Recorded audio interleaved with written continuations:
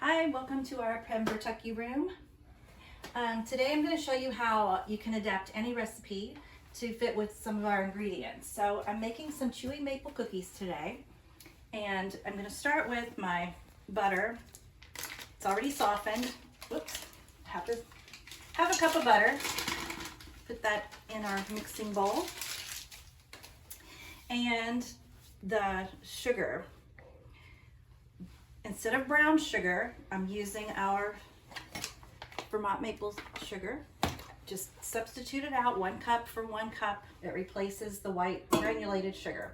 So we're just going to cream these together. Get them creamed. Oops, I'm not used to this mixer. Cream them together.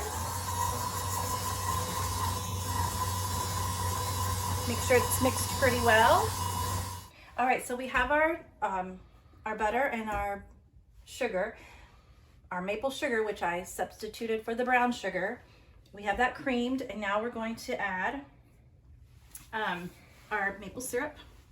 Our maple syrup comes from Vermont. We're gonna add a 1/2 cup of this. So just add that to our butter and maple sugar. And we're also going to add an egg, and I've had this egg sitting out so it's at room temperature. So we're going to crack that into our bowl. Now we're going to mix this together so we have all of our wet ingredients mixed. Okay,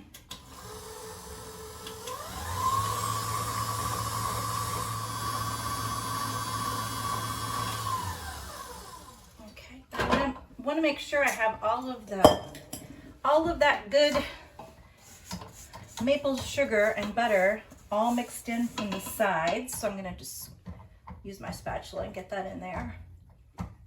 Okay. Now I'm going to add all of my dry ingredients to my bowl. I have a 1 3/4 cups of flour. It's just all-purpose flour that you would typically make with cookies. And I have 2 teaspoons of baking powder and a 1/2 teaspoon of salt. I'm going to whisk this all together. All my dry ingredients get blended separately before we add them to our wet mixture. So again, I have substituted the brown sugar. I just packed the maple sugar, and I used our maple syrup, and I'm going to use our maple sprinkles at the end to roll our dough balls in before we bake them. So let me just add our dry ingredients a little bit at a time.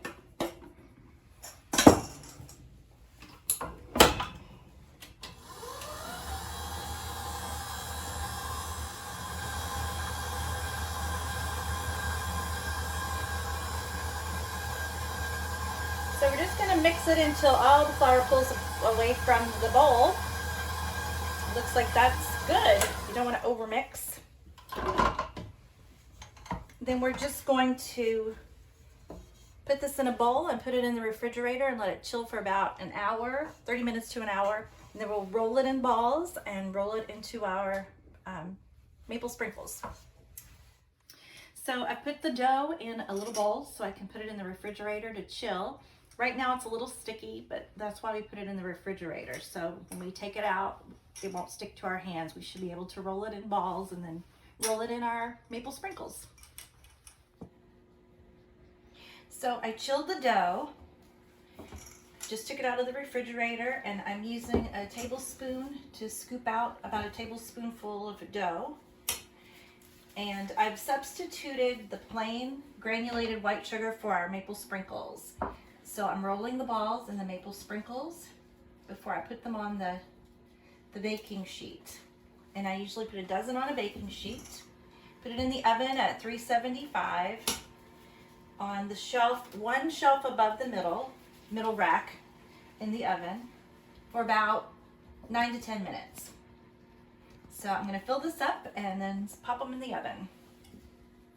Okay.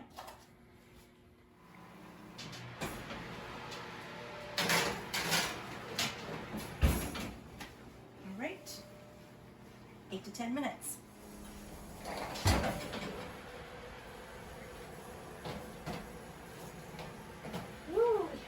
our nice golden cookies. I just took some cookies out of the oven and let them cool and took them off the baking sheet and put them in my little tray here. These cookies have the nice crunch of the maple sprinkles that we rolled them in, and they taste really good. So you can substitute any white sugar with maple sugar and maple sprinkles, and you still get a great cookie. These are our maple sugar cookies, fresh out of the oven.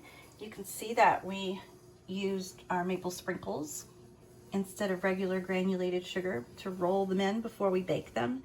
And it gives every cookie just that little extra sweet crunch on top. These cookies will be in our Vermont package and our Heritage package.